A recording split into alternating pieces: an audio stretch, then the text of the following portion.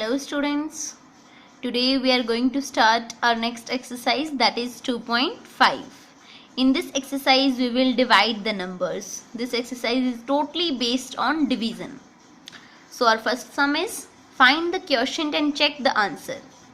You have given these two numbers, means आपको ये larger number given है जिसको 4 से divide करना है, और जो आपका क्वेश्चन आएगा, क्वेश्चन फाइंड आउट करने के बाद आपने अपना आंसर चेक भी करना है.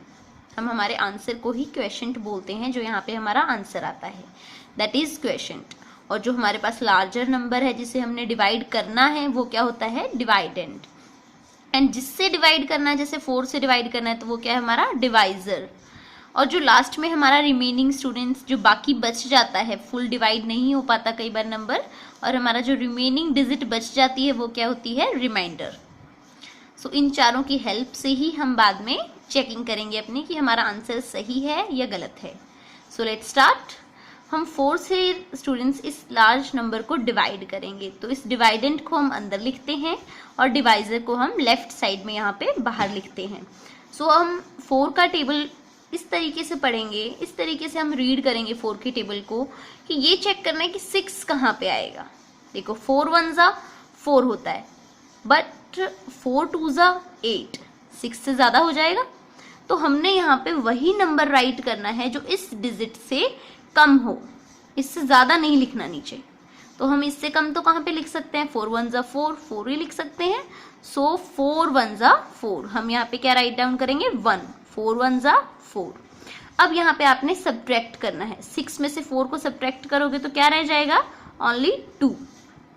अब आपने नेक्स्ट डिजिट को नीचे ले आना है, 9 को आप नीचे लेके आओगे, क्या बन गया 29. अब आप 4 का टेबल इस तरीके से रीड करो कि कोई डिजिट 29 से कम आ जाए.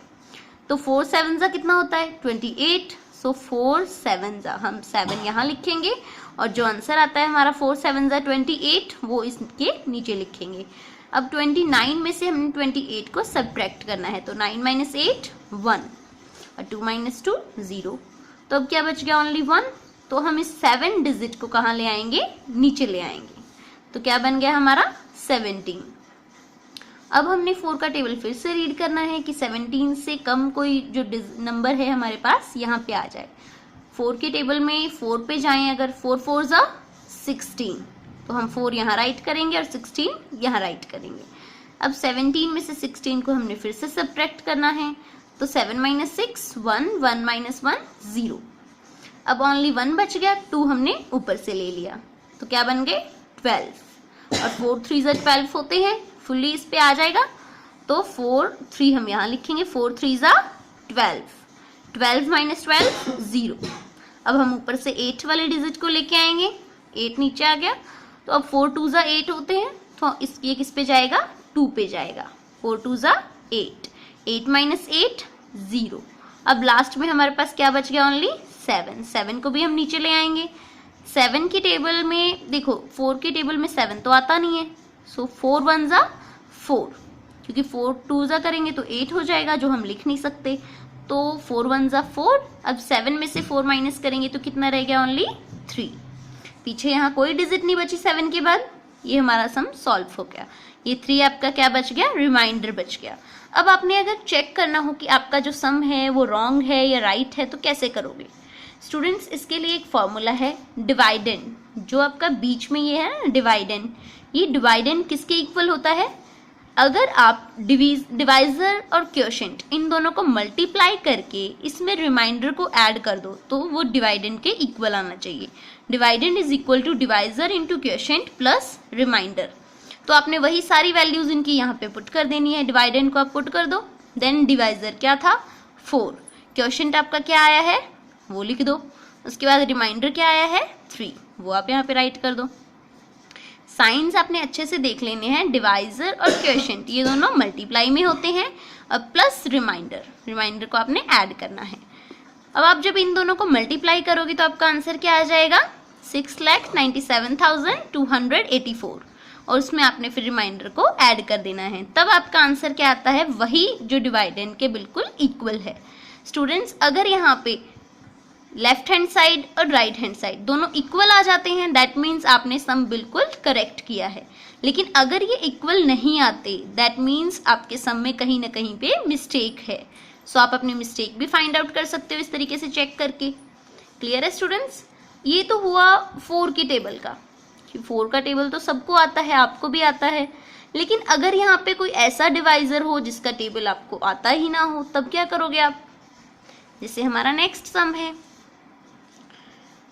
इस नंबर को आपने 24 से डिवाइड करना है। 24 का टेबल आपको शायद नहीं आता होगा, तो 24 के हम कैसे डिवाइड करेंगे? वैसे कि वैसे आप डिवाइजर की जगह पे 24 लिखो, डिवाइडेंड की जगह पे आप इस नंबर को लिखो, और अब आप इसको डिवाइड करना शुरू करो। 24 यहाँ पे क्या है? 32। स्टूडेंट्स, आपने यही चेक करना है कि अगर ये 2 डिजिट्स वाला नंबर है तो आप एक साथ 2 डिजिट को स्टार्टिंग में ले सकते हो, बाद में आपने एक एक डिजिट को ही नीचे लेके जाना है। फर्स्ट में आप 2 डिजिट्स ले सकते हो। तो 24 1 जा 24 ही होते हैं, और 24 को अगर आप 2 से करोगे तो शायद वो 32 से क्या हो जाएगा? ज़्यादा हो जाएगा, क्योंकि 24 2 जा तो 48 हो जाएंगे, तो वो ज़्यादा हो जाएगा ना। तो 24 1 जा 24। अब आप इसको सब्ट्रैक्ट करोगे तो आंसर क्या आ जाएगा? 12 - 4 8, और यहाँ पे कैरी लेने के बाद ओनली 2 बचा था, तो 2 - 2 0। अब आप ऊपर से उतारोगे 9। अब आपको 24 का टेबल नहीं आता, तो आप कैसे चेक करोगे कि कहाँ जाएगा? तो आप अपने अंदाजे से अप्रॉक्सीमेट आप इसको मल्टीप्लाई करके देख सकते हो कि 24 को हम 3 से मल्टीप्लाई करके देखेंगे तो क्या आएगा? 4 3 जा 12, कैरी 1, 3 2 जा 6 और 7। अब ये इससे 89 से कम है, तो अब आप नेक्स्ट पे भी करके देख लो। 24 4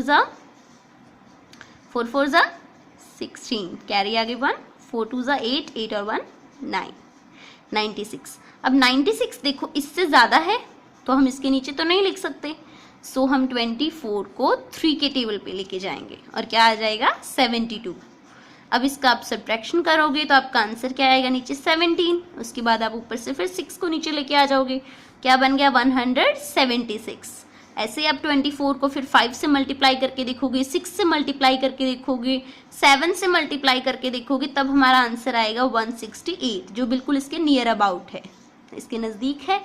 क्योंकि अगर हम 8 से करके देखते हैं तब हमारा आंसर ज़्यादा आता है, तो हम इसको 7 पे लेके जाएंगे, तब हमारा आंसर आया 168। इसको सब्ट्रैक्ट करेंगे तो क्या बच गया? 0 और 8।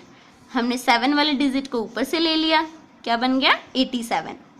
अब 24 के टेबल में 3 पे जाने पे क्या आता है? 72, जो इस 87 से क्या है? कम है। सो 87 में से हम 72 को सब्ट्रैक्ट करेंगे तो क्या बच जाएगा हमारा? रिमाइंडर 15, क्योंकि यहाँ पे अब कोई डिजिट नहीं बची। अगर और डिजिट्स होती तो हम और उनको नीचे लेके आते जाते। ठीक है, देन हमारा क्वेश्चन क्या आ गया? 1373। नाउ वी विल चेक उसी तरीके से dividend is equal to divisor into question plus remainder. आपने इनकी वैल्यूज पुट करनी है। लास्ट में देखो आपका दोनों तरफ जो नंबर है वो बिल्कुल सेम है, तो आपका सम करेक्ट है। अगर सेम नहीं आ रहा मीन्स आपने सम में कहीं ना कहीं पे गलती ज़रूर की है। सो इस तरीके से आप अपनी मिस्टेक ज़रूर फाइंड आउट करोगे। ओके स्टूडेंट्स, अगर यहाँ पे 24 से भी बड़ा आपके पास डिवाइजर आ जाए, जैसे 189, तो उसको भी आपने उसी तरीके से मल्टीप्लाई कर करके देखना है कि कौन सा आंसर सूटेबल आ रहा है। इसी तरीके से स्टूडेंट्स आपने 2.5 एक्सरसाइज की प्रैक्टिस करनी है। Okay, well done.